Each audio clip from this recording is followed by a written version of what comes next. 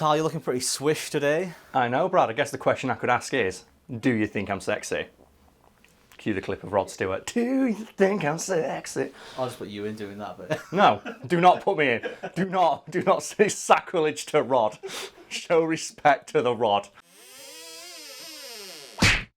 Rod Stewart is primarily known for two things: releasing a bunch of kick-ass albums in the 70s and 80s, and being divorced so many times he once quipped to an interviewer, "Instead of getting married again, I'm just going to find a woman I don't like and give her a house." In some circles though, Rod isn't known for his music or even his impressive penile resume, and is instead known for his love of model trains, a hobby that saw the singer accidentally reveal that he was colourblind as shit. Rod Stewart? Yeah, sexiest man alive, Rod Stewart, get his name right. Right, okay, sexy man alive Rod Stewart loves model trains. Yes, Rod Stewart loves model trains. And people out there might be thinking, oh, what has he got, like, you know, a couple of like trains that he likes to play around with every now and again? No, I mean Rod Stewart loves model trains to the point he has a train set the size of a fucking tennis court in his palatial LA mansion. In addition to playing with his trains when he's on his own, Rod Stewart also has a clause in his rider when he's on tour that he should have a room next to his dressing room with a table in it specifically set aside so he can play with trains when he's bored or not railing a supermodel. That's how much this guy loves him some model goddamn trains. And if you're still a little incredulous about how much Rod Stewart loves model trains, here's a picture of him posing with his baller as fuck model train set based on 1940s New York that he built himself. Before we continue talking about model trains, which I know everyone's really excited about, can we just talk about the existence of riders? Because I love them as a concept. If people don't know what a rider is, basically, if you're a musician or a celebrity and you're going to go to an event, you give the place like hosting the event a rider with all the shit you want on it that they have to provide to make you appear. And like most celebrities say, oh, bottled water, some snacks, fruit and things like that. But some celebrities, like Rod Stewart, for example, take the fucking piss. So since we're talking about it, do you have any favourite examples of celebrities requesting weird shit in their rider? Was it Van Halen who used to ask for the certain coloured M&Ms to be taken out? Yeah, that was a real thing they did, and it was because people probably heard the rumours going around the internet and they'd maybe not heard the full story on it. It's Van Halen would request a bowl of M&Ms in their dressing room with all the brown ones removed. I think they took the piss out of it in This Is Spinal Tap. But the reason for it was, I think they had a stage collapse at one event because someone didn't check their really specific instructions for how to set up the stage and how to wire all the sound equipment. Yeah. So they put in this stupid clause so they could walk into their dressing room and immediately know if everything on the contract had been read. That's actually quite clever. So they could walk in, rather than having to check all the really like sophisticated, complicated sound system stuff, they could look in their dressing room, okay, there's brown M&Ms in this bowl, they obviously haven't read the entire contract, we need to get out there and make sure everything's safe. But obviously that's not funny, is it? So what they do is, oh, look at Van Halen, like this bunch of prissy prima donnas don't want to eat any brown M&Ms. It's like, no, we just don't want a stage to collapse and kill us all. That's much more interesting than someone just wanting them removed because they're a prissy bitch. Yeah, but to like, you know, that's hard to put on like, you know, an image macro and then like share it on Twitter. Because you actually have to do some research, so most people don't know that version. So the Van Halen one, there's a reason behind it, but there are some celebrities out there who just take the piss. And I think Mariah Carey is the best example of that. She's known for being an absolute fucking diva, because she requests stuff like, I want there to be 20 puppies waiting in my, like, you know, dressing room. And pity the poor sod who's like gets the request at 7 o'clock on a Monday morning. All right, I want you to go out. We've got Mariah Carey's rider here. So, oh, for fuck's sake, not her. So, don't worry. It's pretty simple this time. Okay. 100 bottles of water. Okay, I can go to Macro and get that. Like some fresh fruits and vegetables. That seems fair enough. A couple of sandwiches and 20 puppies. Where am I supposed to get 20? It's like that scene from Only Fools and Horses, isn't it? It's like, all right, Grandad, go out and get me a packet of Jaffa cakes and a canary. It's like, where do I buy a fucking canary? I think it's another good as well. I think Rihanna, is it you told me this one? She has to have at least 5 power outlets in the room, and that's really suspicious to me. I must have at least 5. I think Madonna always requests a new toilet seat, which is fair, but like, you know, for like cleanliness reasons. But the idea that some guy's got to go out and buy a toilet seat, it's like, what? Can you imagine trying to tell the cashier that? Do you know why I'm buying a toilet seat? Not really, no. This is the worst chat-up line I've ever heard. It's like, no, I'm not trying. I'm buying it for Madonna. Get out, you weird, sick pervert. The ones that annoy me are when someone's like, I must have it at this exact temperature. Oh, yeah, those people are the worst. I think... Fuck off! Just change the thermostat on your own. See, one that I like is the band Reliant K, who who are a Christian rock band, so they're all straight edge and they don't drink and they don't do drugs. So what they always did is requested Skittles in their ride. I think it was Skittles and cans of Coke or something like that. And what their fans used to do is throw bags of Skittles at them as they performed. Be honest though, Karl, if you were that famous and you could have a rider request like those ones, you wouldn't say no to 20 puppies. I wouldn't, but I'd feel bad for like whoever owned the puppies, because no one owns 20 puppies in one go, which means you've got to source them from different areas or go to a puppy mill. And I'd feel bad for like the owner of the puppies and the puppies themselves for getting dragged out of their home or away from their mother. It's like to placate some like famous person's ego. I'd much rather just say, just fill it with beer and I'm all right. Just the cheapest beer you can find. Get it on, and if you don't get it on special, I'm getting pissed and you're taking it back to the shops. I don't want you spending too much money. Well, we've got Karl Smallwood staying. Oh, he's easy. He just wants stuff that's on sale. He just wants a gift card to Wetherspoons. He said, get him a burger and a pint at Wetherspoons and he's golden. Getting back to Stuart and his love of model trains, along with owning a train set bigger than most people's first apartment, Stuart is a keen follower of the hobby and is always happy to talk shop with fellow enthusiasts, which has seen him being interviewed by Model Railroader magazine multiple times. There's no way that's a real magazine. Brad, it's a real magazine and it's interviewed Rod Stewart multiple times. And I should add that Rod Stewart considers being interviewed by Model Railroader magazine the highlight of his entire career. No, he doesn't. Yes, he does. He said that in an interview with them. He admitted that? Yeah, in an interview with Model Railroad, an exclusive interview, I should add, with Model Railroad. He said he'd much rather talk to like a magazine like theirs than he would a music one. He's always happy to talk about model trains, but he hates talking about his music. While we're talking about this, Brad, just below me, I'd like to list some of like Rod Stewart's other accomplishments in his life and his accolades. The things he considers less than that. Less than being interviewed by Model Railroader magazine. So he considers being on the cover of Railroad magazine to be the most important thing he's ever done? No, not being on the cover, Brad, being interviewed by them. Because although Model Railroader magazine has interviewed Rod Stewart multiple times, they almost never give him front page billing, and usually his interview appears somewhere near the back of the magazine.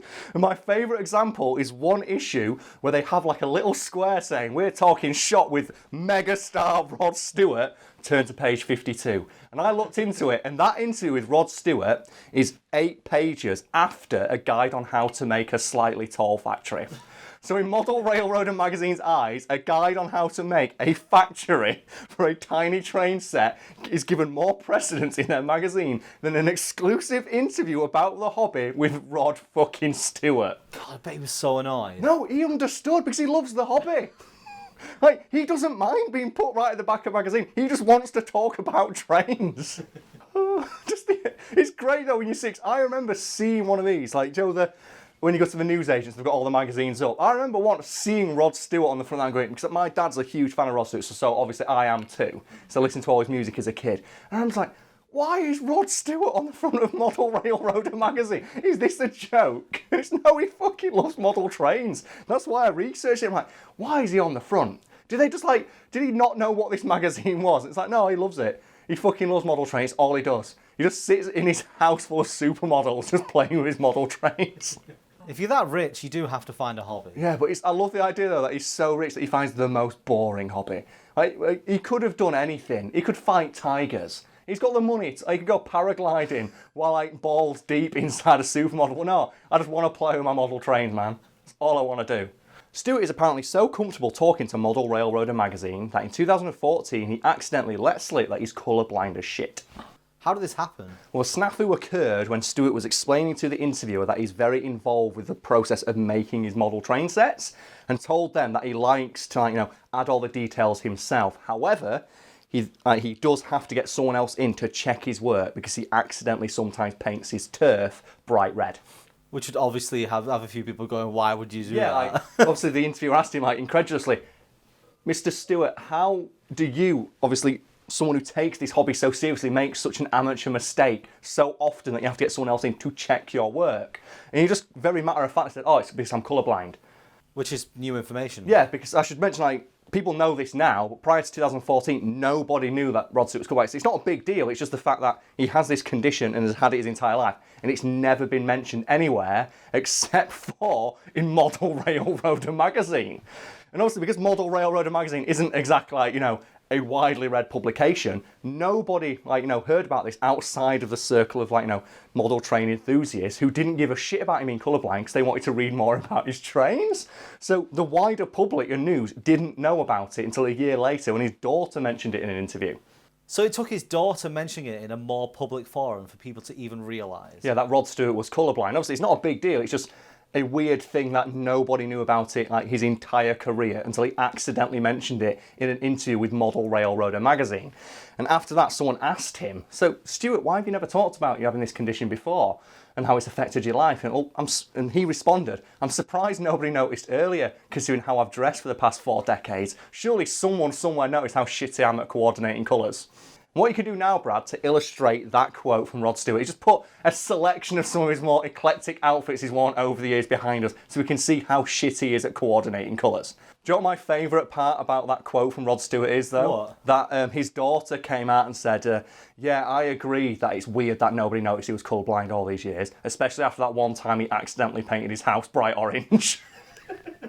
Because apparently one year he went, "Oh, I want to paint my house," and just painted it orange. What colour do you reckon he thought it was? I don't know. But obviously, with him being like a huge big rock star, people thought he was just being weird and eccentric. And he was just looking and going, "Oh, what a marvellous white house I've got here." And all his neighbours are saying, "Mate, your house looks so shit." And he's just going, "Why is everyone saying my house looks shit? It looks just like his. It's the same colour as the head." It's like, "Do you want me to paint your house next?" It's like, "Nah. Are you sure? I've got plenty of this paint left." It's the exact opposite of what most celebrities do. And it's like, I want to live a low-key life so no one can figure out where I live. It's like, where's Rod Stewart live? How about in that big whack-off orange house over there? It's like he lives in Ballamore. So you're walking down all these huge big mansions and there's just that big pink castle that a guy in the kilt lives in. Hey, come on, kids, let's go see Mr. Stewart. Oh, man, do you know my favourite bit about Ballamore is? What? The guy who lived in the big pink castle is now a comedian. Archie the inventor. Miles Jones. Miles Jones, yeah. He's the guy who always loses his shit on 8 out of 10 cats. And everyone keeps making Ballamore jokes at him. He's getting away from it a bit now, but I remember when he first started to appear on Mock the Week. And everyone used to make Ballamore jokes.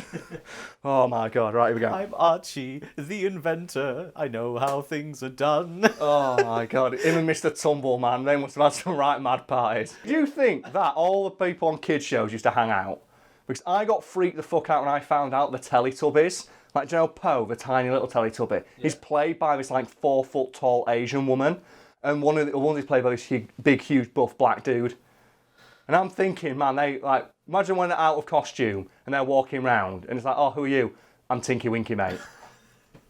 "You what?" Can you imagine that? It's like the guy who does the voice, I think Elmo, is this big buff black dude. And apparently his daughter always tells people, "My dad's Elmo." And people go, "No, you're not. I do the voice better than you." He's like, "No, but I am Elmo."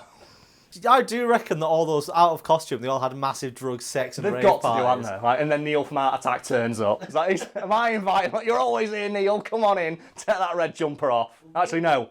Leave it on. Neil from Art Attack's a rock star, so he is obviously doing that I fucking now. love Neil from Art Attack. Did you see that someone tried to remake Art Attack? And then everyone was just sending in letters of complaints saying, "How dare you? How dare you try and take Neil's place?" Oh, man. I like the idea of all the all those TV stars like the little kids like Mr. Tumble and all that. Just like when they take the makeup off and go to the pub and just sat in fucking spoons and kicking us up. "Mr. Tumble, Mr. was like, fuck off, I'm off duty, kid." But you know that Neil Buchanan is an actual rock star? Yeah, he's in a I always band. thought that was a rumour. No, there's pictures of him. All the stuff about what happened to the kid from the Frosties advert. I don't know about that, but I've All the seen rumours Neil like, Buchanan. "It's going to be great." And everyone's like, "Oh man, that kid killed himself." People hated him. So has Rod Stewart being colourblind ever had a negative impact on his life? According to him, no, because he's a rock star and you don't really need to be able to see colour all that well to be a rock star. And if anything, it probably helped his career because all those mad outfits he wore helped him, stay in the press and the tabloids for so many years. However, according to Stewart, there was one point in his life where he found it a bit difficult to be colourblind, and that was when he was 15 and he had a job, and I'm not making this up, designing and selling wallpaper. This led Rod Stewart to make another amazing quote, which is, "If you are colourblind, one of the things you can't be is an airline pilot. One of the other things you can't be is a wallpaper designer." Because no fucking shit you can't. So for the audience at home, this isn't a bit, is it? No, I genuinely love Rod Stewart. Brad can confirm that I walked into the room to record this morning listening to Rod Stewart's Do You Think I'm Sexy? And went to him, you know what, let's just do the Rod Stewart article today because I'm in a proper Rod mood today. It's like, I always know it's going to be a good recording session when he comes in dancing. It's always the best. Because I love it. It's because my dad listened to all his music when I was a kid. And I think I've mentioned it before, but my dad likes to replace words of songs with his own name because he's called Stewart. So, do you think I'm sexy? He'd always sing, do you think I'm sexy in the car? And it always cracked me up just to hear him go, do you think I'm sexy in the car? It's like, Dad, stop please. And he's like, no, son. This is my car. I can do what I want. This is... You know one of the bands I picked up from my mum? What's that? The Bangles. The Bangles. Oh man, Manic Monday. Manic Monday, written Eternal by, Flame. If people don't know, it's Prince. Really? Yeah, the song Manic Mondays was written by Prince because he wanted to bang the person who sung in this band. The lead singer, Prince said, I'm going to write you a #1 hit if you sleep with me. She went, all right, then. So he wrote Manic Monday and gave it to her as a gift. Because Prince just rolled that way, I guess. But oh man, I love Rod Stewart so much. I remember the days just driving and my dad's super impressed with Black Mamba, watching Roger the Invisible Kangaroo fly alongside us, just listening to some Rod.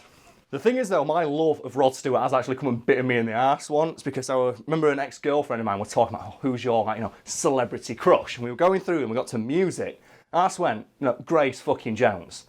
And you can put up the picture of Grace Jones. And the reason why is because holy shit, is that a terrifying looking woman. That's the woman who says we're going to bed and you're like, okay, Grace Jones. And I love the fact she used to date Dolph fucking Lundgren. And I always think that is Grace Jones, giant ass Amazon-esque, statuesque, giant big black lady, teaming up with Dolph Lundgren, the Swedish man mountain. If they had had kids, they would be the most perfect caramel babies ever. They are the most top tier babies ever. And she just went really nervously, oh, mine's kind of embarrassing. And she went, no, it's Rod Stewart. And I went, oh, fucking yeah, it's Rod Stewart. And she thought I was taking the piss. And she didn't speak to me for a week. Because my enthusiasm for her having a crush on Rod Stewart was seen as me taking the piss out of her fancying one of the sexiest men alive. So fuck you, Rod Stewart. My love of Rod Stewart once didn't get me laid because I agreed with how sexy he was. Damn it. And then he was probably playing with model trains. He didn't give a shit. Maybe she ran away to Rod Stewart. I want to be mad. I want to be mad. I don't understand it completely.